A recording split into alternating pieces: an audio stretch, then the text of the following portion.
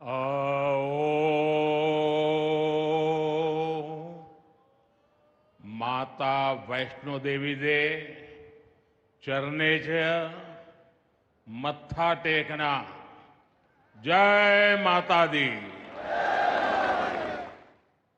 जम्मू कश्मीर के lieutenant governor Manoj Sinha ji, मुख्यमंत्री उमर अब्दुल्ला जी, केंद्रीय मंत्रिमंडल के मेरे सहयोगी Ashwini Vaishnaw ji, Jitendra Singh, V Somanna ji, deputy CM Surendra Kumar ji, Jammu Kashmir विधानसभा में नेता विपक्ष सुनील जी, संसद में मेरे साथी जुगल किशोर जी, अन्य जनप्रतिनिधिगण और मेरे प्यारे भाई और बहनों,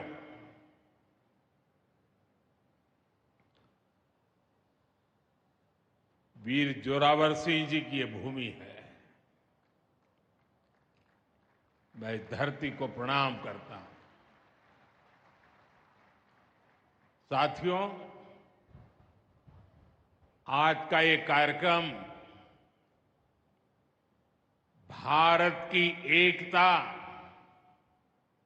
और भारत की इच्छा शक्ति का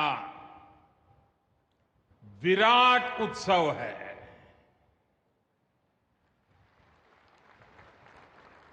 माता वैष्णो देवी के आशीर्वाद से आज वादी कश्मीर भारत के रेल नेटवर्क से जुड़ गई है। मां भारती का वर्णन करते हुए हम श्रद्धा भाव से कहते आए हैं, कश्मीर से कन्याकुमारी। ये अब रेलवे नेटवर्क के लिए भी हकीकत बन गया है।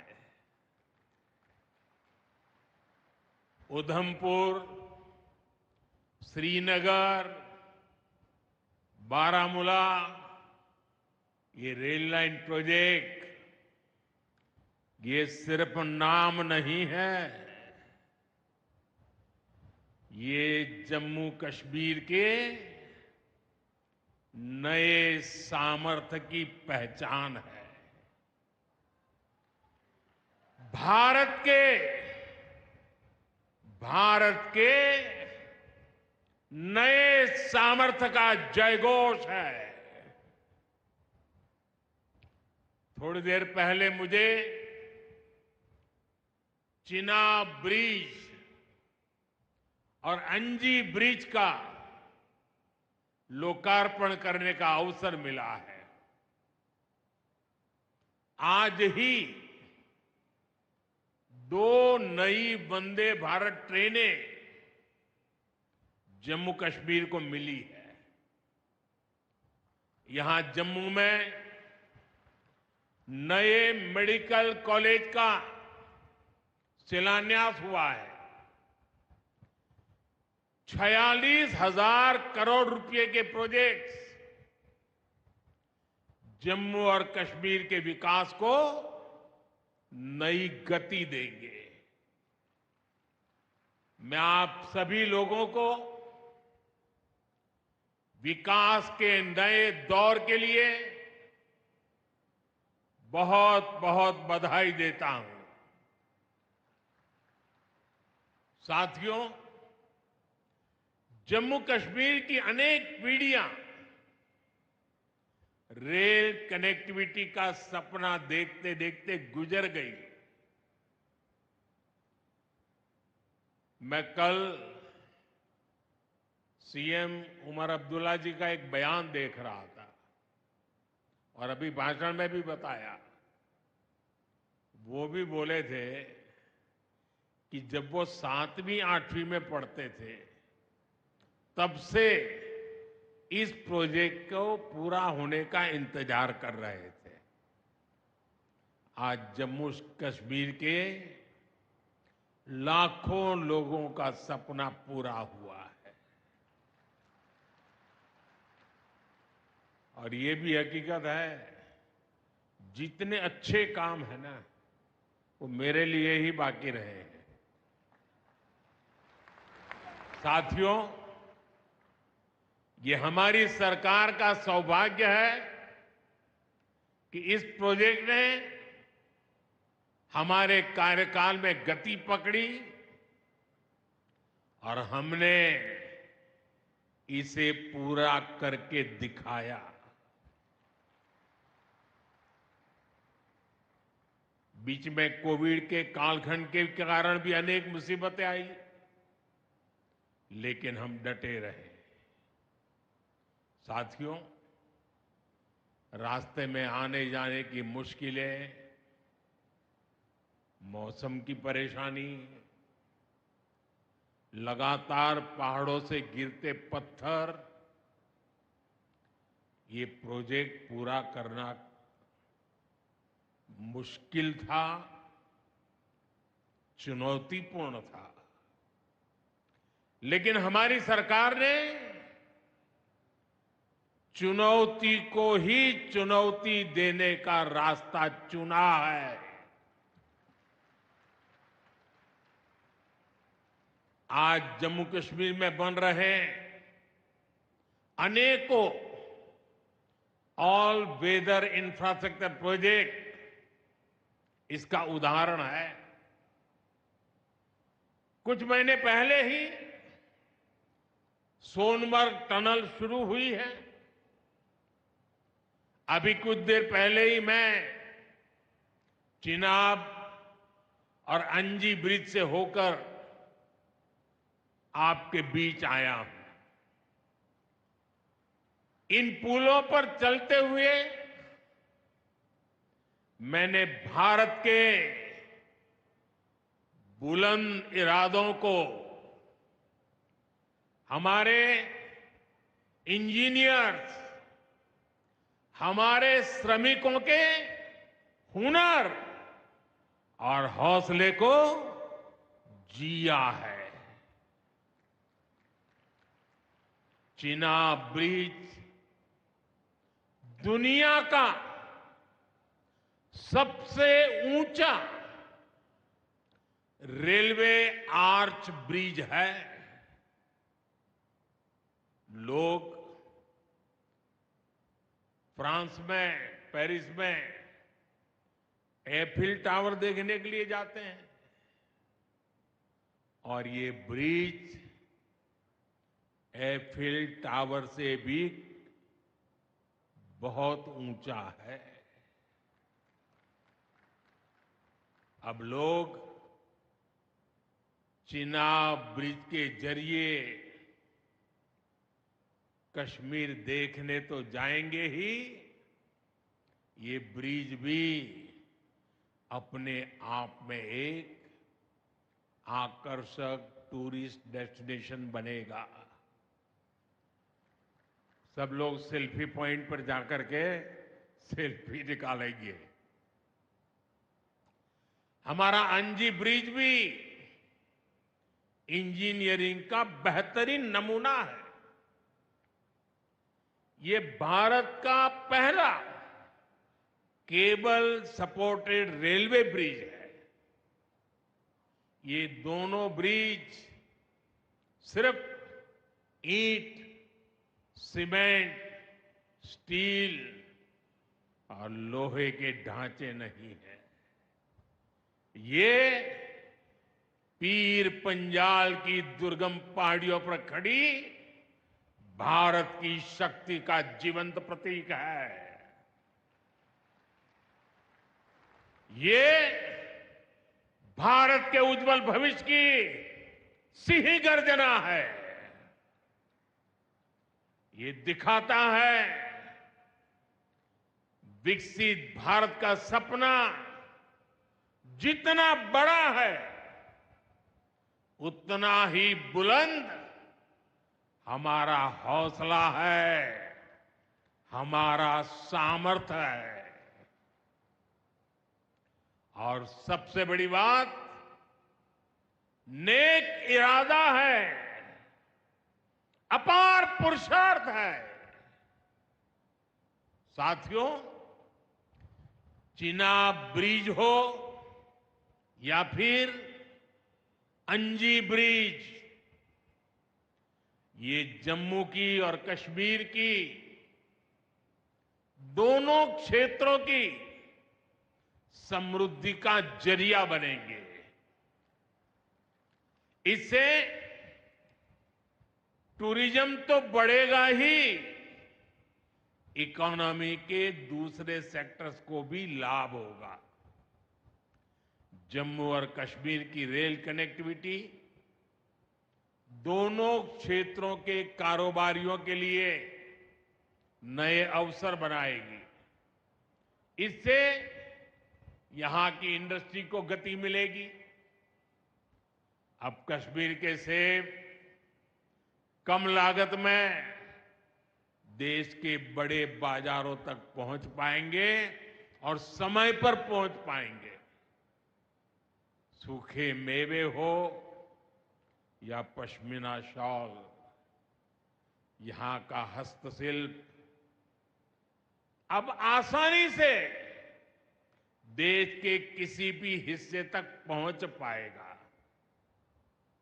इससे जम्मू कश्मीर के लोगों को देश के दूसरे हिस्सों में आना जाना भी बहुत आसान होगा। साथियों, मैं यहां संगलदान के एक स्टूडेंट का अखबार में कमेंट पढ़ रहा था।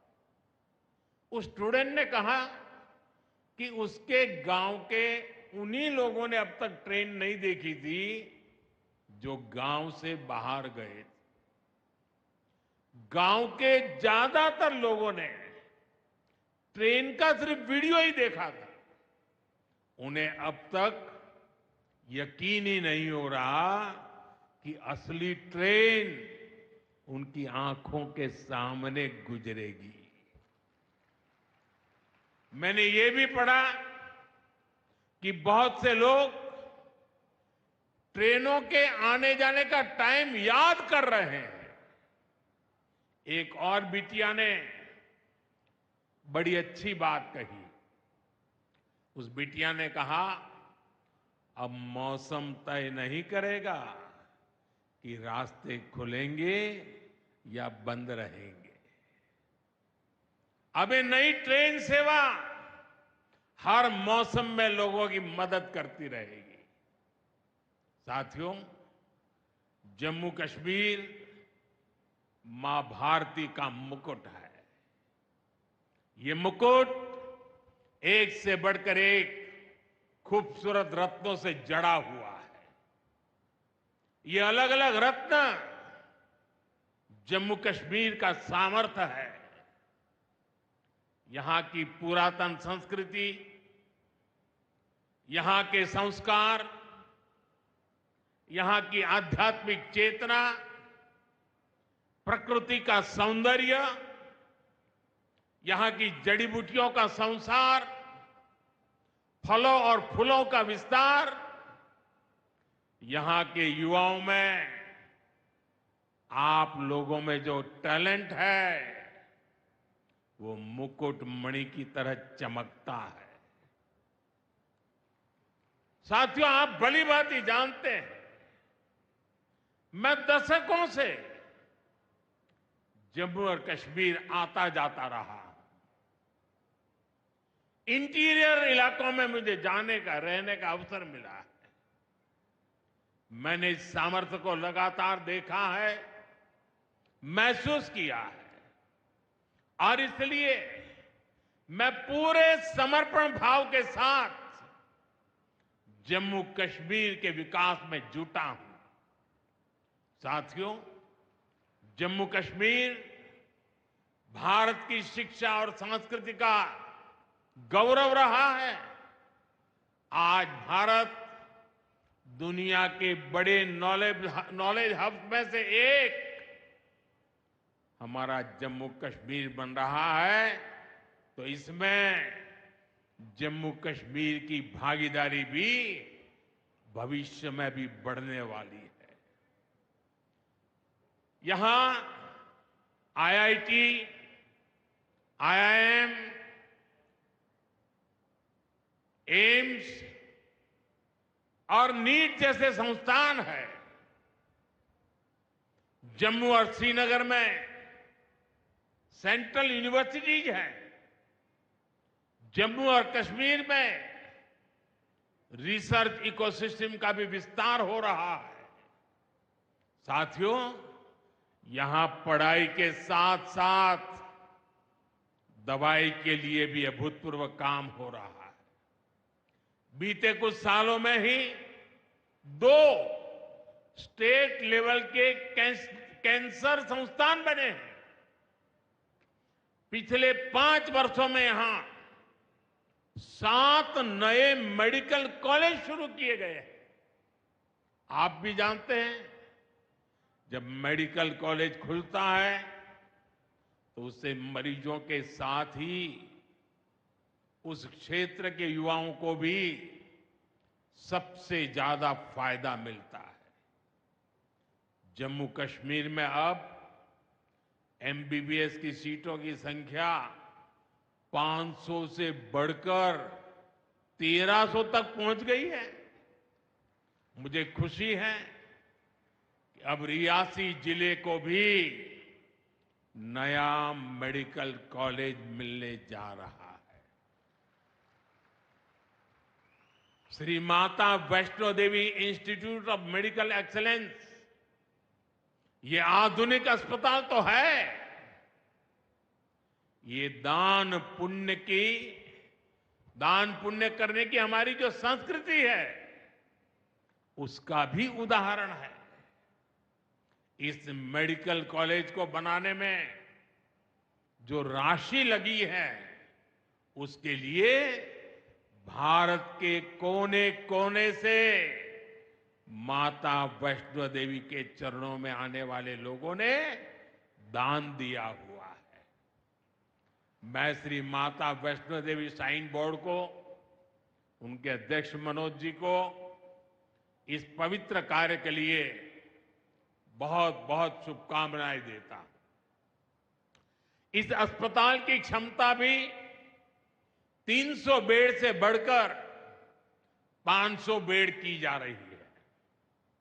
कटरा में माता वैष्णो देवी के दर्शन करने आने वाले लोगों को भी इससे बहुत सहूलियत रहने वाली है। साथियों, केंद्र में भाजपा एनडीए की सरकार को अब 11 साल हो रहे हैं।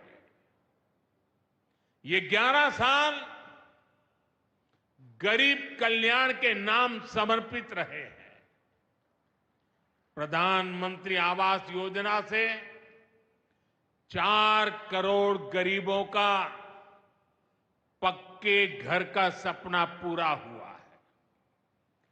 उज्ज्वला योजना से 10 करोड़ रसोइयों, उसमें धुएं का अंत हुआ है। हमारी बहनों को, बेटियों को उनकी सेहत की रक्षा हुई है। आयुष्मान भारत योजना से 50 करोड़ गरीबों को 5 लाख रुपए तक का मुफ्त इलाज मिला है। प्रधानमंत्री गरीब कल्याण अन्न योजना से हर थाली में भरपेट अनाज सुनिश्चित हुआ है।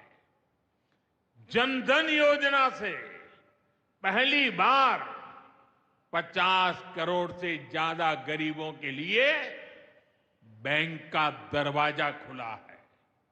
सौभाग्य योजना से अंधेरे में जी रहे 2.5 करोड़ परिवारों में बिजली की रोशनी पहुंची है।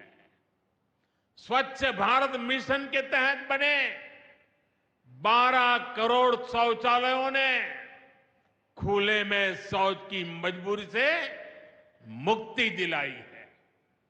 जल जीवन मिशन से 12 करोड़ नए घरों में नल से जल पहुंचने लगा है। महिलाओं का जीवन आसान हुआ है। पीएम किसान सम्मान निधि से 10 करोड़ छोटे किसानों को सीधी आर्थिक सहायता मिली है।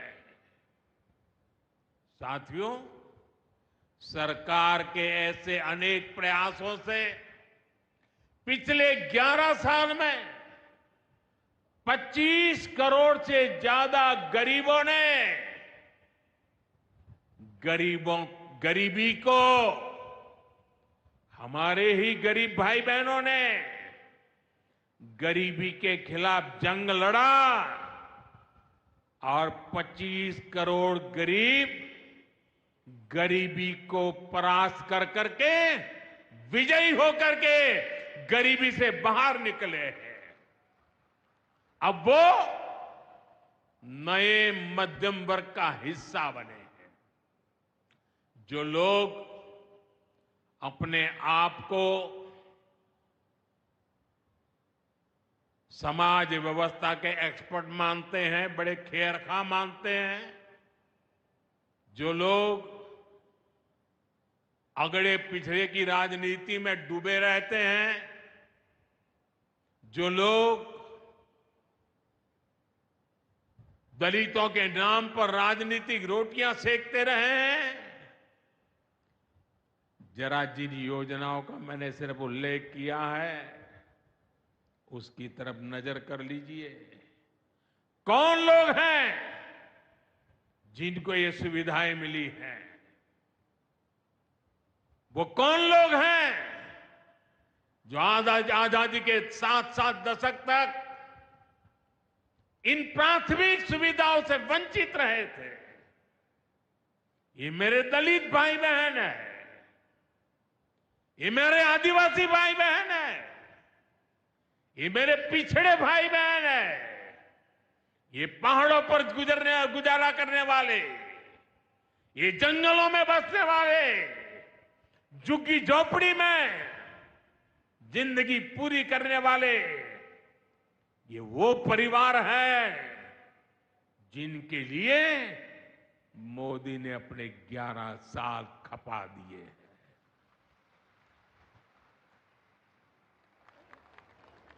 केंद्र सरकार का प्रयास है कि गरीबों को, नए मध्यम वर्ग को ज्यादा से ज्यादा ताकत दे। 1 रैंक 1 पेंशन हो, 12 लाख रुपए तक की सैलरी को टैक्स फ्री करना हो, घर खरीदने के लिए आर्थिक सहायता देना हो, सस्ती हवाई यात्रा के लिए मदद देनी हो, हर तरह से सरकार गरीब और मध्यम वर्ग के साथ कंधे से कंधा मिलाकर चल रही है। साथियों, गरीबों को गरीबी से मुक्ति पाने के लिए उनका मदद करना, लेकिन ईमानदारी से जीने वाले, देश के लिए समय समय पर टैक्स देने वाले मध्यम वर्ग की ताकत बढ़ाना, इसके लिए भी आजादी में पहली बार इतना काम हुआ है जो हमने करके दिखाया है। साथियों, हम अपने यहां नौजवानों के लिए लगातार रोजगार के नए अवसर बढ़ा रहे हैं और इसका एक अहम जरिया है टूरिज्म। टूरिज्म से रोजगार मिलता है, टूरिज्म लोगों को जोड़ता है, लेकिन दुर्भाग्य से हमारे पड़ोस का देश मानवता का विरोधी, मेलजोल का विरोधी, टूरिज्म का विरोधी, इतना ही नहीं, वो ऐसा देश है जो गरीब की रोजी रोटी का भी विरोधी है। 22 अप्रैल को पहलगाम में जो कुछ हुआ वो इसी का उदाहरण है। पाकिस्तान ने पहलगाम में इंसानियत और कश्मीरियत दोनों पर वार किया। उसका इरादा भारत में दंगे कराने का था। उसका इरादा कश्मीर के मेहनतकश लोगों की कमाई को रोकना था। इसलिए पाकिस्तान ने टूरिस्ट पर हमला किया। वो टूरिज्म जो बीते 4-5 साल में लगातार बढ़ रहा था, हर साल यहां रिकॉर्ड संख्या में टूरिस्ट आ रहे थे। जिस टूरिज्म से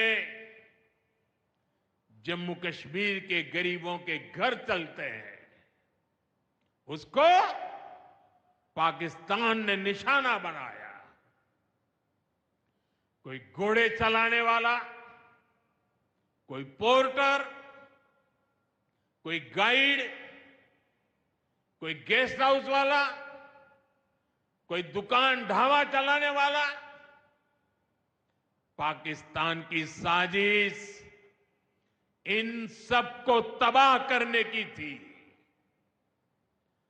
आतंकियों को चुनौती देने वाला नौजवान आदिल, वो भी तो वहां मेहनत मजदूरी करने गया था, लेकिन अपने परिवार की देखरेख कर सके इसलिए मेहनत कर रहा था। आतंकियों ने उस आदिल को भी मार दिया। साथियों, पाकिस्तान की साजिश के खिलाफ जिस प्रकार जम्मू कश्मीर के लोग उठ खड़े हुए हैं, जम्मू कश्मीर के अवाम ने इस बार जो ताकत दिखाई है, ये सिर्फ पाकिस्तान नहीं, दुनिया भर की आतंकवादी मानसिकता को जम्मू कश्मीर के लोगों ने कड़ा संदेश दिया है। जम्मू कश्मीर का नौजवान अब आतंकवाद को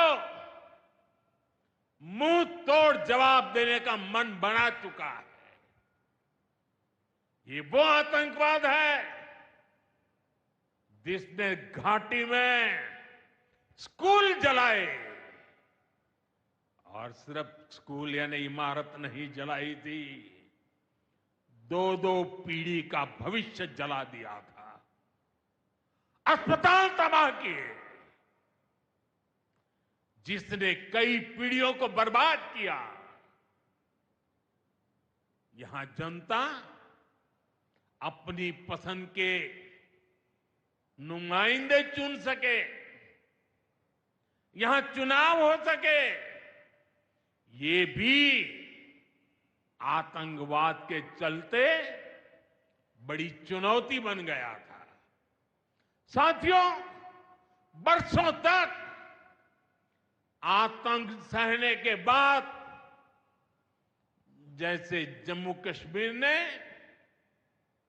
इतनी बर्बादी देखी थी, इतनी बर्बादी देखी थी कि जम्मू कश्मीर के लोगों ने सपने देखना ही छोड़ दिया था। आतंकवाद को ही अपना भाग्य मान लिया था।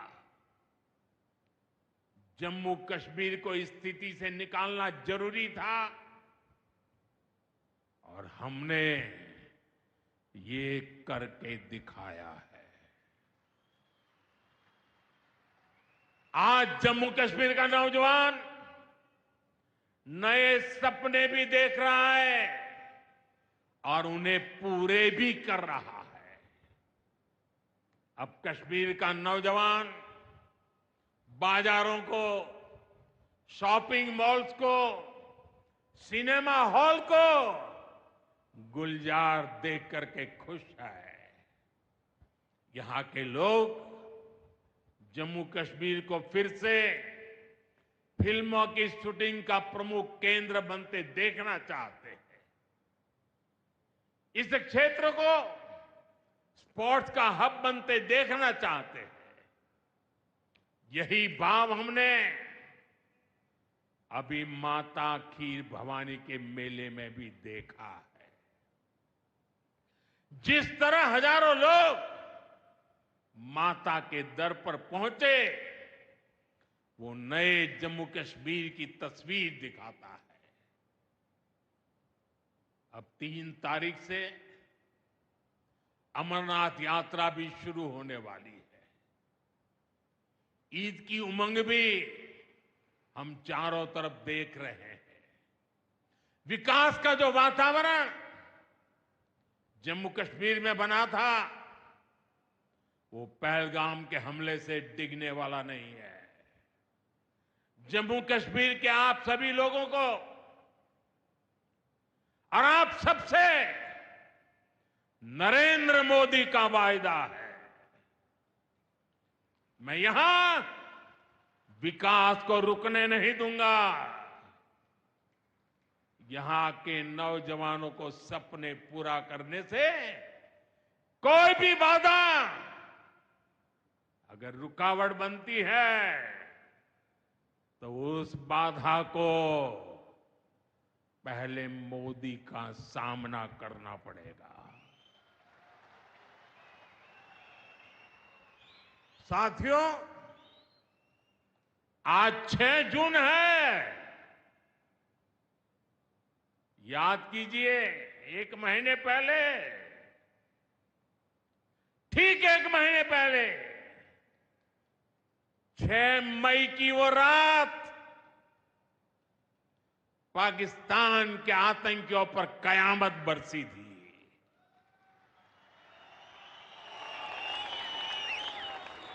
अब पाकिस्तान कभी भी ऑपरेशन सिंदूर का नाम सुनेगा तो उसे अपनी शर्मनाक शिकस्त याद आएगी। पाकिस्तानी फौज और आतंकियों ने कभी सोचा नहीं था कि भारत पाकिस्तान में सैकड़ों किलोमीटर अंदर जाकर के आतंकवादियों पर इस तरह वार करेगा। बरसों की मेहनत से उन्होंने आतंकी जो इमारतें बनाई थी, वो कुछ ही मिनटों में खंडहर में बदल गई है। और ये देख पाकिस्तान बुरी तरह बौखला गया था और उसने अपना गुस्सा जम्मू के, पूंछ के दूसरे जिलों के लोगों के पर भी निकाला।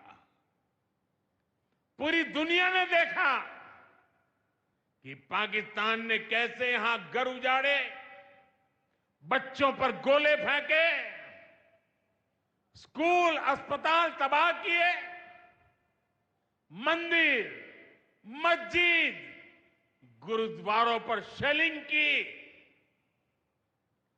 आपने जिस तरह पाकिस्तान के हमलों का मुकाबला किया, वो हर देशवासी ने देखा है। इसलिए अपने परिवारजनों ने उनके साथ हर देशवासी पूरी शक्ति से खड़ा है। साथियों, जिन लोगों की क्रॉस बॉर्डर फायरिंग में मृत्यु हुई है, उनके परिवार के सदस्य को कुछ दिन पहले ही नियुक्ति पत्र सौंपे गए हैं। शेलिंग से प्रभावित 2000 से ज्यादा परिवारों की तकलीफ भी हमारी अपनी तकलीफ है। इन परिवारों को शेलिंग के बाद अपने घर की मरम्मत के लिए आर्थिक मदद दी गई थी। अब केंद्र सरकार ने ये तय किया है कि इस मदद को और बढ़ाया जाए। आज के इस कार्यक्रम में मैं इसकी भी जानकारी आपको देना चाहता हूं। साथियों, जिन घरों में बहुत ज्यादा नुकसान हुआ है उन्हें अब 2 लाख रुपए और जो घर आंशिक रूप से क्षतिग्रस्त हुए उन्हें 1 लाख रुपए की सहायता अलग से दी जाएगी, अतिरिक्त दी जाएगी। यानी अब उन्हें पहली बार की मदद के बाद ये एक्स्ट्रा धनराशि मिलेगी। साथियों, हमारी सरकार बॉर्डर किनारे बसे लोगों को देश का प्रथम प्रहरी मानती है। बीते दशक में सरकार ने बॉर्डर के जिलों में विकास और सुरक्षा के लिए अभूतपूर्व काम किया है। इस दौरान करीब 10,000 नए बंकर्स बनाए गए हैं। इन बंकरों ने ऑपरेशन सिंदूर के बाद बने हालात में लोगों का जीवन बचाने में बड़ी मदद की है। मुझे बताते हुए खुशी है कि जम्मू और कश्मीर डिवीजन के लिए 2 बॉर्डर बटालियन बनाई गई है। 2 वुमेन बटालियन बनाने का भी काम पूरा कर लिया गया है। साथियों, हमारा जो इंटरनेशनल बॉर्डर है उसके पास जो बहुत दुर्गम इलाके हैं वहां भी सैकड़ों करोड़ रुपया खर्च करके नया इंफ्रा बनाया जा रहा है। कठुआ से जम्मू हाईवे को 6 लेन का एक्सप्रेसवे बनाया जा रहा है। अखनूर से पुंछ हाईवे का भी चौड़ीकरण किया जा रहा है।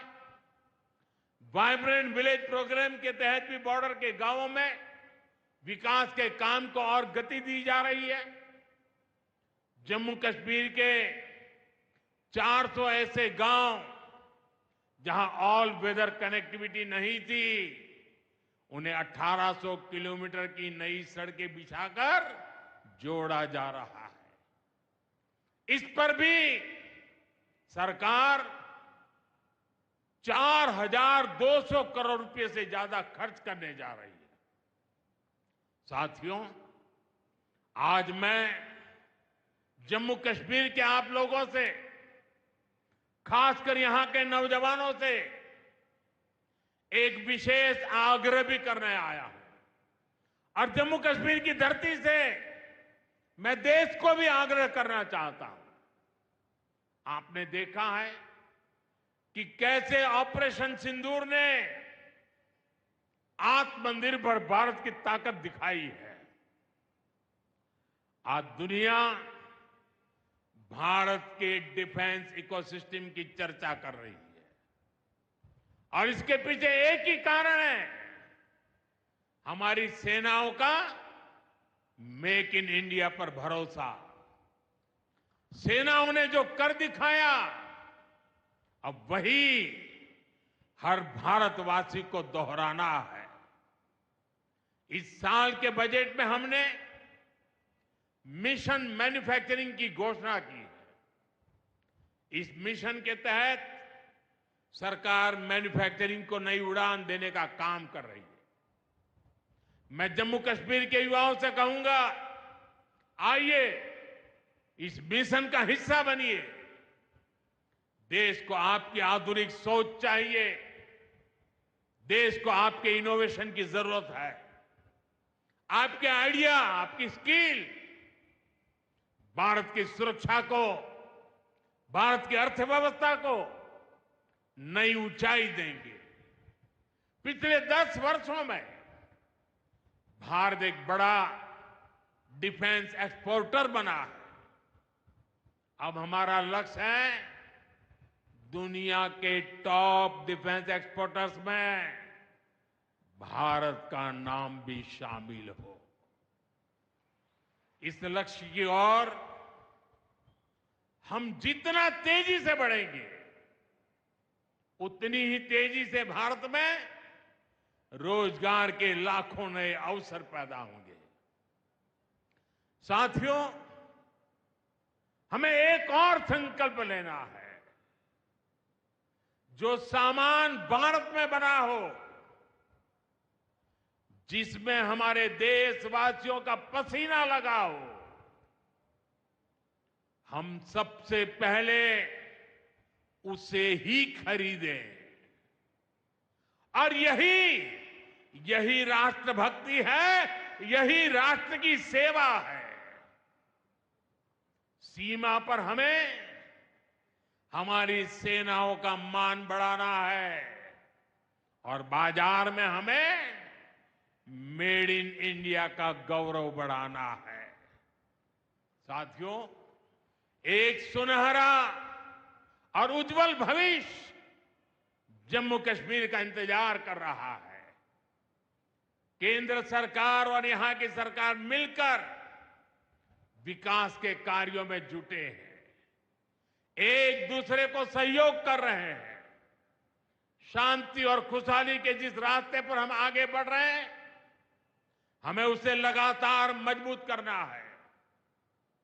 मां वैष्णो देवी के आशीर्वाद से विकसित भारत, विकसित जम्मू कश्मीर का यह संकल्प सिद्धि तक पहुंचे, इसी कामना के साथ आप सभी को फिर से ये ढेर सारे विकास के प्रोजेक्ट के लिए और एक से बढ़कर एक शानदार प्रोजेक्ट के लिए मैं बहुत बहुत बधाई देता हूं।